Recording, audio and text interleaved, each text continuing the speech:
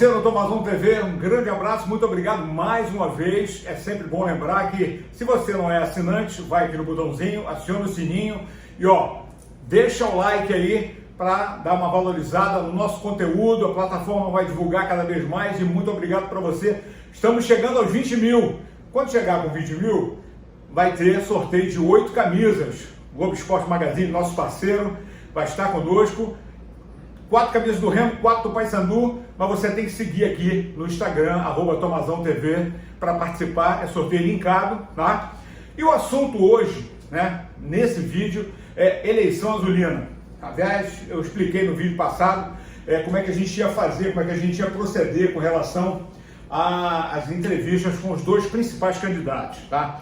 E hoje eu estou com o Marco Antônio Pina, magnata, candidato ao Clube do Remo, por um Remo forte, vitorioso. Chapa 20. Chapa 20, maior, melhor, de preferência da C para a Série B, da Série B para a Série A. Tudo isso a gente vai falar aqui. Pergunta principal para a gente começar. Primeiro, obrigado pela tua disponibilidade, até para que o associado, o assinante do nosso canal, muita gente aqui deve votar também. E gostaria de ouvir da palavra dos candidatos. Eu sei que você tem dado muitas entrevistas, assim como os outros candidatos têm dado, mas nós fizemos assim um levantamento. Existe oposição e situação, tá? Para mim o Tonhão é a situação e o Magnata é a oposição. Os outros candidatos, eles podem polarizar determinados votos, mas vão acabar tirando o voto da situação e da oposição, para mim, na minha opinião. Então, mas a democracia, ela tem que falar mais alto, e o Remo nesse momento é o mais importante. Por que o Magnata quer ser presidente do Remo? Aquele abraço para você, obrigado pela sua presença aqui no nosso Tomazão TV.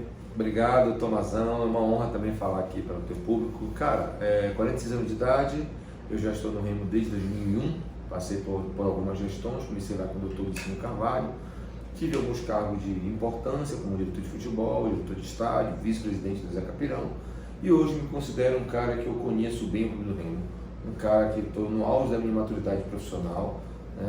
E penso que depois dessas minhas imersões que eu fiz em vários clubes do Brasil, conhecendo a realidade de gestão profissional, né, do que é o futebol de verdade, o futebol valendo, penso que o Remo, né, precisa dar um passo a mais. O Remo melhorou em alguns aspectos, isso é inegável, porém não pode um clube do tamanho do Remo, com a torcida do Remo, né, com a folha salarial que o Remo estava pagando, o Remo brigar para não cair para a Série D. Então o Remo não pode ser apenas uma torcida que lota o estádio, uma camisa pesada, bonita, mas que dentro de campo não entrega o resultado que a torcida quer. Então o nosso projeto é audacioso, é para um Remo forte, vitorioso, mas acima de tudo, profissional e uma gestão profissional. Porque enquanto o Clube do Remo não pegar mais o caminho de uma gestão profissional, nós vamos patinar 2024, 25, 26, até que Deus nos livre voltar para o inferno da Série B. Bom, você fala especificamente do futebol, que foi a grande decepção. Que é o carro-chefe. Foi um ano, é carro-chefe, eu sempre digo isso, mas o Remo não é só o futebol, tá? Na tua opinião, o que o Remo, na gestão do Fábio Bentes, vou falar diretamente porque são duas gestões seguidas, né? É inegável que a gente não pode também esconder e dizer que foi um fracasso total, porque a gente sabe que o clube foi saneado de alguma forma, tanto que o Tribunal Regional Eleitoral vai fazer agora um evento para provar que o Remo conseguiu quitar as suas dívidas. Legal, tudo bem. Não é só isso, existe civil, existe tributário, lógico, mas é um grande passo a ser dado. Sem dúvida. Né? Então, a tua preocupação, ela é inerente ao futebol, ou você vê o clube como um todo? Até porque existem esportes olímpicos, que é uma obrigação, né? O Remo não estava disputando regata, inexplicável para mim, um clube que é do Remo, né? Nasceu não está das nas águas, né? Nasceu das águas e não está disputando regata. Agora, vôlei, basquete, natação, que sempre foi campeã, foi sempre top, né? No esporte amador, e são considerados esportes olímpicos. O projeto é um todo, mas o futebol é o carro-chefe. O Remo não é um time, o Remo é um clube, né? E como um clube, ele possui várias modalidades que são chamadas de esportes olímpicos. Aí vamos lá, a sede náutica, o Remo nasceu das águas. Aí tem vôlei, basquete, futsal, natação, judô, né? Então o remo precisa ser olhado como um todo, e para isso nós temos que respeitar o estatuto, porque diz o estatuto em seu dado artigo lá, em dado parágrafo único, que o CODIR, o Conselho Diretor, ele é obrigado a repassar um percentual das rendas líquidas e dos patrocínios aos esportes amadores. E isso não é passado. A gente precisa respeitar isso aí para poder fazer com que os pais não sangrem todo mês do bolso. Eu só te interrompendo aqui, não querendo te interromper, qual é o clube que faz isso aqui, nessas bandas do Brasil? Bom, eu conheço o estatuto do Clube do Remo, os outros eu não conheço, então eu não posso falar dos outros. Por exemplo, falando de remo, o remo não passa, não repassa nem o que eu estou falando isso porque a gente não tem um esporte amador forte no norte, né?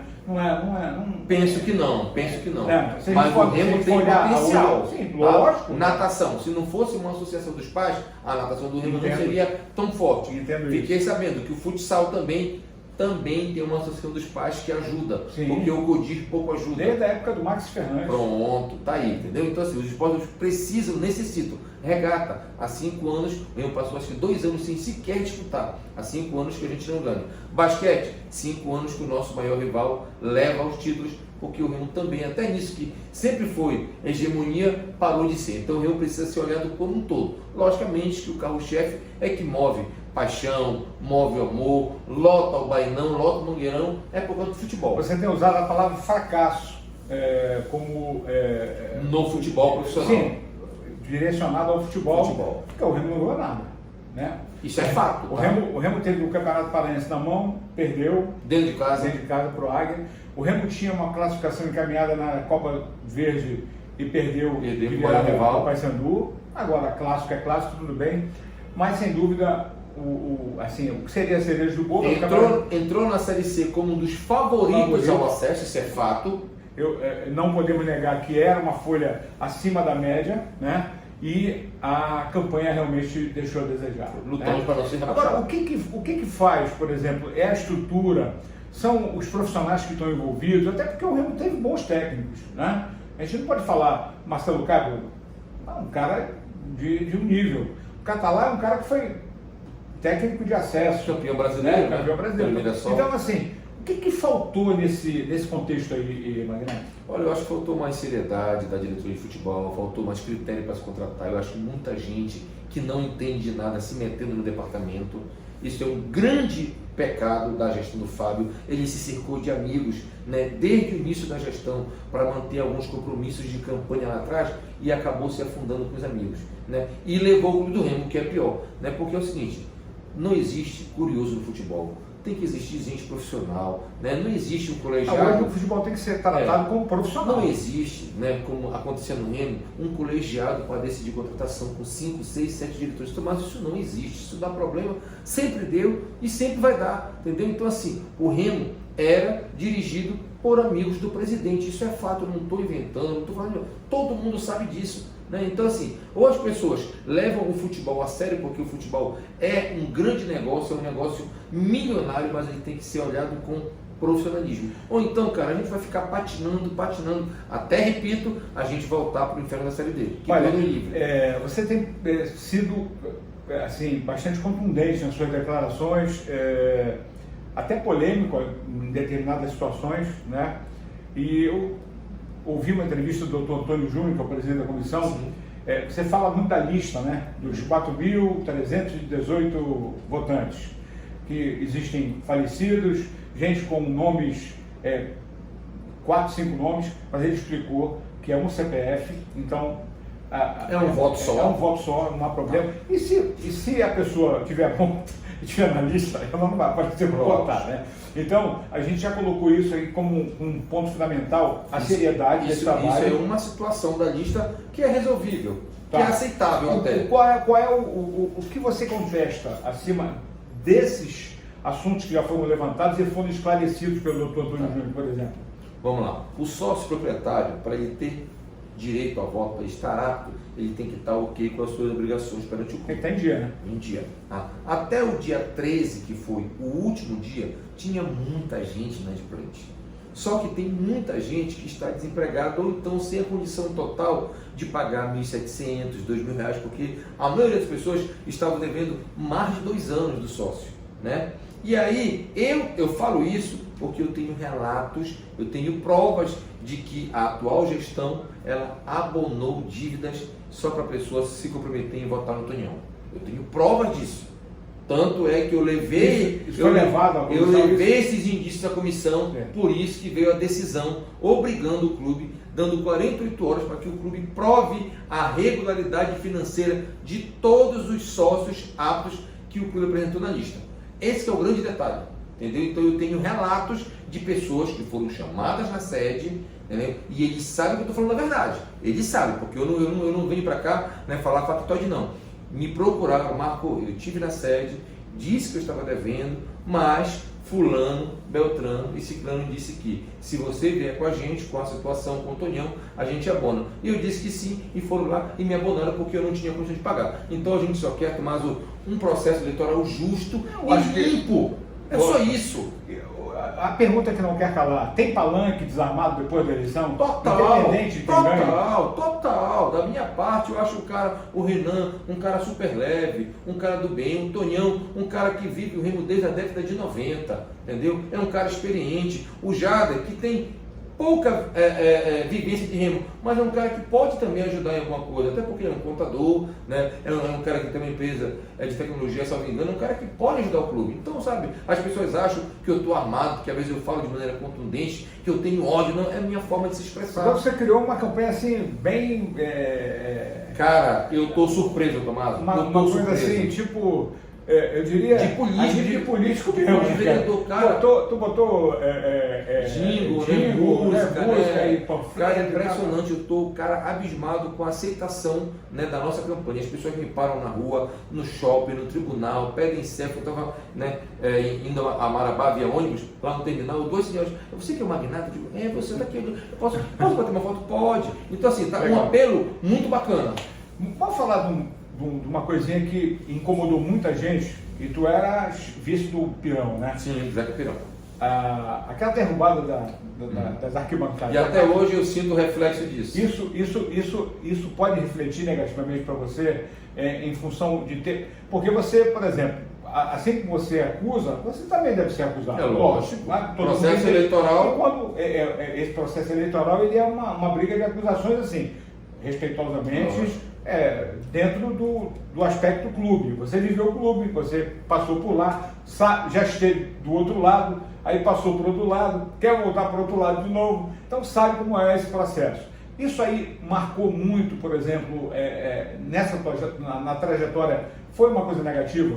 Cara, não foi negativa, marcou porque essa história foi criada por um grupo nas redes sociais, dizendo que eu derrubei o Bainão. Eu nunca derrubei o Bainão, até porque o Zeca... Você fez parte da diretoria. Pois é, eu fiz parte da gestão, mas eu era vice-presidente. E no modelo associativo e presidencialista, quem manda é o presidente. Quem tem o poder da caneta é o presidente. Então, a decisão foi do Pirão. Ele tinha um projeto, e não derrubou por derrubar, ele tinha um projeto de camarote, porém, o insucesso no futebol fez com que as coisas não acontecessem. O dinheiro que era para a construção, acabou tendo que ir para o futebol. Perfeito. Mas o Bainão, né, naquela época, foi deixado para 11 mil pessoas apto. Tanto é que em 2015 teve Remo Independente, tiveram alguns jogos. Só que as outras gestões, para, desculpa a expressão, sacanear politicamente com o Pirão, deixaram o Bainão largado, e aí a grande culpa quem leva é o Zeca Pirão.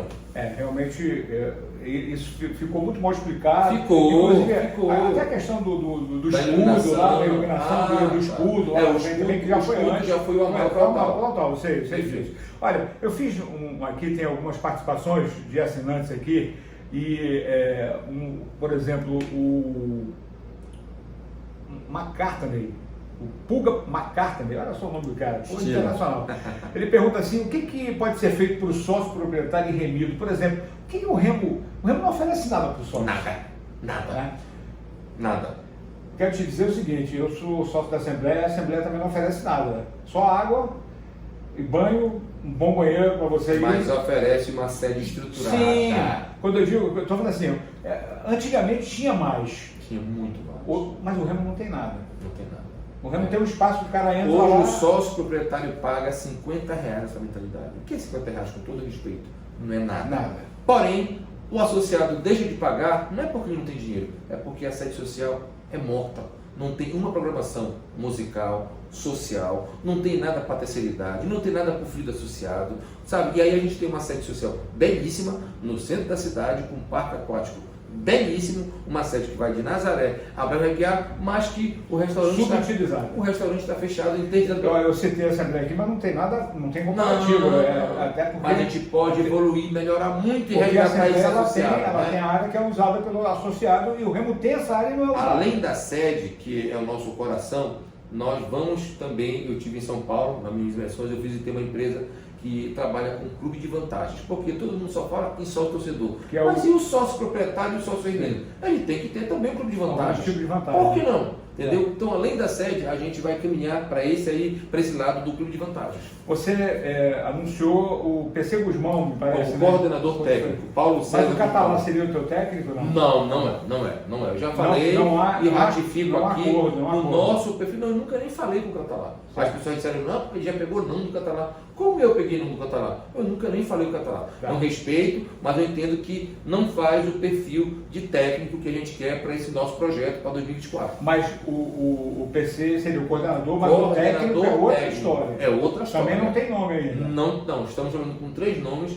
já com contato, a gente inicia uma conversa, até porque dia 12 é bem que eleição, né? E o estadual já começa dia 13 de janeiro. Você assume dia 12. Dia 12. Então dia 12, se você for eleito, você tem que trabalhar já, a partir dia 13 já começa já várias coisas engatilhadas. Já temos alguns CT, vamos lá. Que não é CT, com todo respeito. É um espaço, né? O Remo adquiriu. Não, mas me desculpa, mas eu considero um CT. Eu não considero, porque não tem a estrutura de CT. Não tem, mas o Paysandu está lançando agora o CT dele sem estrutura, colocando containers, que é o certo, o Flamengo. O Vasco, eu tive lá. Isso porque o Luxemburgo exigiu. E agora o Hélio exigiu do Paysandu. Então, o Remo tem um mínimo de estrutura, porque ele tem campo. Concordo. Ele tem um espaço. Lógico. Né? Um centro de treinamento, na acepção da palavra, precisa ser melhorado. Bastante. Então a gente chega a um consenso. A gente chega a um consenso. Tem projeto? Tem, com certeza absoluta. Até porque aquilo ali vai ser o divisor de águas do Clube do Remo. Entendeu? A gente poder investir lá no CT, a gente poder dar a estrutura adequada para que os profissionais que lá trabalham realmente façam o seu melhor, até porque a gente precisa buscar o certificado de clube formador, que é tão difícil, porque é tanta exigência da CBF, que a gente precisa realmente se adequar e a gente precisa avançar muito, porque nós temos uma área, temos potencial, já existe uma estrutura mínima, mas a gente precisa e pode e vai avançar. Você falou num aspecto assim, a gente não vai se alongar tanto, porque a galera gosta de coisas objetivas, e assim, esse clube formador, o Remo ainda ganha determinada quantia, porque vendeu o Rony ali, aí eu não me lembro o Cicinho, acho que... Eu nem sei se ganha, a verdade é essa. Eu nem sei se ganha. Eu vou botar aqui, acho, né? Acho, pois é. Porque você precisa ter certificado. O Remo tem tanto jogador revelado na base e que não é aproveitado.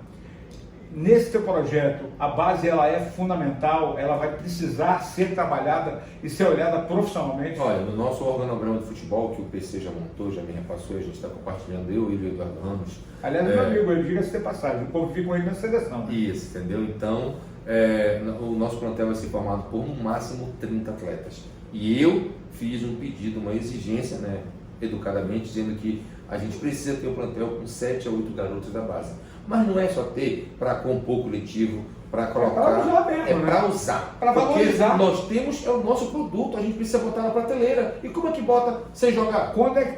Sabe como, por exemplo, os grandes clubes sobrevivem? É com venda de jogadores da base. Tomás, eu tive Você no Palmeiras. foi em grandes clubes. Eu estive no Palmeiras. O Palmeiras teve um investimento de 200 milhões na base, mas lucrou com venda 1 bilhão com jogadores. Isso aí. O Flamengo, com a venda do Vini Júnior, construiu o quê? 300 o Ninho do Urubu. Então é isso aí, é investimento, aí, cara. Além do Vini Júnior, depois veio o Paquetá, veio o Vini, aí é uma bola de neve. Porque a partir do momento que você mostra o teu produto para o mercado, e eles sabem, porque quantos jogadores saíram daqui do Pará e brilharam lá fora sem ter passado por aqui? Todos os que eu passei, eles têm um mapa lá, o Centro de Inteligência, tem um mapa na parede do Brasil e tem uns pontos de observadores. No Pará tem Santarém, tem um monte de ponto de observador. O Fluminense manda para cá, que o São Paulo manda para cá, Cruzeiro, para observar. o Bahia está fazendo. Eu estava em Xerém, lá, eu estava lá, aí o cara, tio Magnata? Eu digo, no Rio, tio Magnata? Pô, olhei o Gabriel, 11 anos do futsal do Remo, estava lá em Xerém treinando.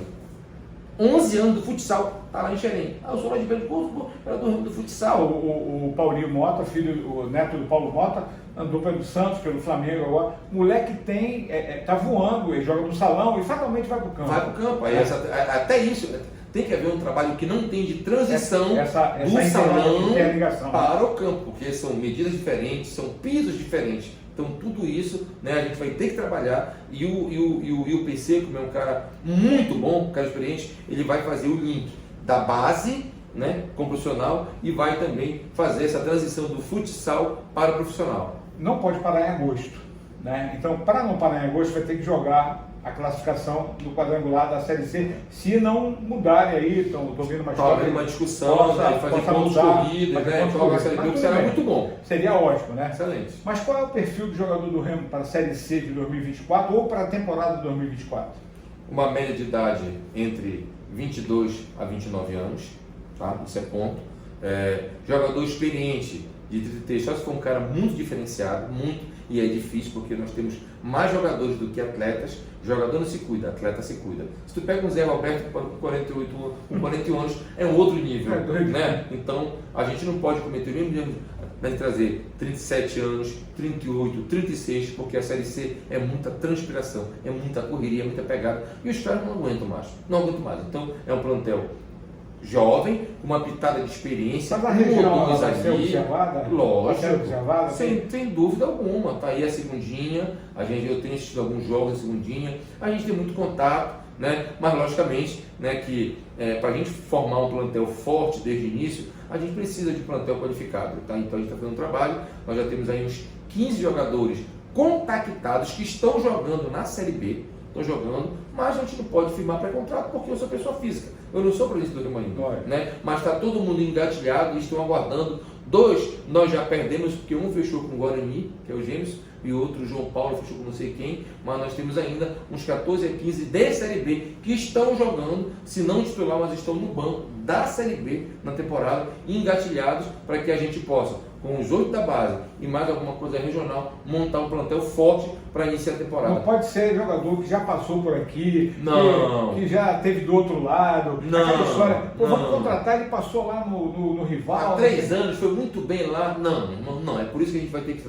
ter. O jogador ele tem que ter, por exemplo, minutagem e jogos no ano anterior para poder saber o que ele pode fazer no ano seguinte. Aí a gente vai cercar, e o PC também foi sincero, isso marcou, nós vamos precisar de 2 anos de desempenho e 2 de mercado, que eu não sei nem se o Remo tem isso aí. Eu penso que não, porque se tiver é um fracasso, porque pelos jogadores que vieram esse ano, complicado, com todo respeito. Meu Deus, mas é porque também, eu digo assim, tem muita gente que opinou sem conhecimento de causa. São os curiosos, né? E aí vem o profissional até velho, mas o cara quer porque quer trazer. Não, por exemplo, o Thiaguinho, o último jogador que foi contratado, a reta final para 4 jogos, não pediu o jogador. Não pediu. E contrataram o cara. Aí fica a pergunta, por que contrataram? Por que contrataram? Com que interesse? Por quê? Quem contratou? O porquê? Isso aí significa. Isso é uma pergunta que fica no ar.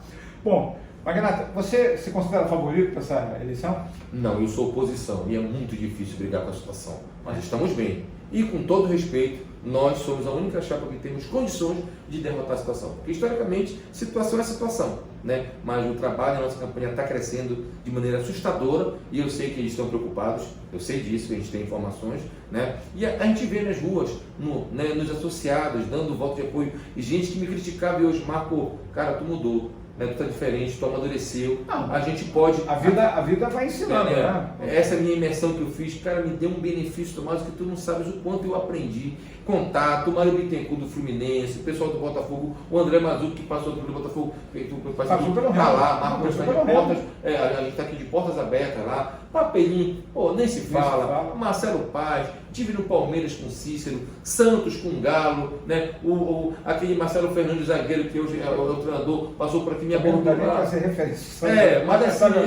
Mas assim, entendeu? Assim, então essa minha viagem, essa minha imersão, né, me fez muito bem, porque a gente saiu daqui e, cara, é uma outra realidade. Tu sabes que tu já viajou pra caramba. Muito, isso aí. É a nossa realidade. Não, Só eu que lamento muito a gente ter um estádio que a gente tem Só e não que- ter o futebol à Só que, altura, Tomás, né? nós temos o que poucos têm, é a torcida. Nós temos o Sim. petróleo do futebol, que é a Não, torcida. mas eu sempre sou cobrado por isso.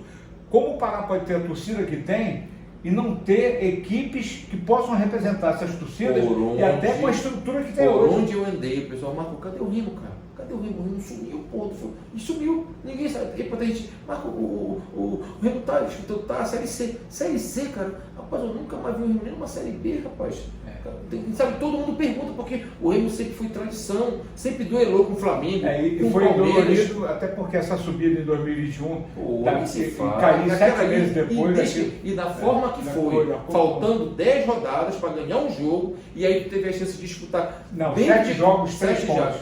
Tá. Aí tu teve Ganha a chance. dois. Aí tu teve chance de disputar o último jogo dependendo de ti, com confiança, já rebaixado, e aí tu Dentro não de casa. consegue. Aí não, é muito. Isso a torcida nunca vai esquecer, cara. Qual é a mensagem que você deixa para o torcedor, para o associado e principalmente para o torcedor? Eu peço um voto de confiança ao associado, né? E à torcida também um voto de confiança neste Marco Antônio hoje muito mais experiente, muito mais preparado, porque não é fácil. Uma coisa é tu sonhar em ser presidente, uma coisa é tu querer ser presidente, outra coisa é tu estar preparado para assumir a função. Porque, meu amigo, o Remo é um furacão, o Remo é uma infinidade de coisas. São 24 horas. 24 horas, interesses, todo mundo quer chegar perto do Remo, todo mundo quer ser diretor, todo mundo quer contratar um serviço com o Remo, todo mundo. Se tu imaginas o quanto eu tenho recebido ligações de empresas de segurança disso, não, olha, eu faço desconto, meu amigo, eu não sou presidente ainda, calma, pô, entendeu? Então, não é fácil. Então, acreditem no nosso projeto, a gente só quer o bem do Remo, eu não preciso do Remo para viver, graças ao nosso bom Deus, nós temos um projeto de gestão e não de poder. Então, nos dê uma chance, uma oportunidade de fazer um Remo forte e vitorioso e, acima de tudo, profissional. Eu sempre digo o seguinte, que o Pará tem um governador, uma santa protetora, presidente do Remo e do Paysandu. Realmente, cada um no seu patamar. Mas são figuras realmente públicas, né? Então eu já estou tendo. A responsabilidade Na verdade é assim, a gente já está meio que acostumado, porque eu tenho a minha profissão de advogado criminalista, que a gente sempre está na mídia, dando entrevista, julgamento de. Mas eu já sei porque eu já vivi isso aí enquanto vice-presidente e diretor. Só que hoje eu estou maduro, hoje eu estou preparado, hoje eu olho para trás e eu não cometeria algumas coisas que eu fiz lá atrás, enquanto vice-presidente, né, enquanto diretor de futebol. Então hoje é um outro Marco Antônio, num outro cenário, numa outra pegada e muito mais preparado e pronto e disposto a assumir o clube do Remo. Marco Antônio Pina, magnata, por um Remo forte E vitorioso, chapa 20. Obrigado pelo papo. Valeu, Tomás. Obrigado, cara. Muito legal. Valeu. E para você que é assinante do nosso canal, se você não é assinante, está chegando agora, pode assinar. Conversamos com o magnata, candidato da oposição à eleição do Remo, que acontece dia 12 de novembro. Proximamente, outra entrevista com outro papo, outro candidato, e você acompanha conosco aqui no Tomazão TV. Um abraço e até a próxima.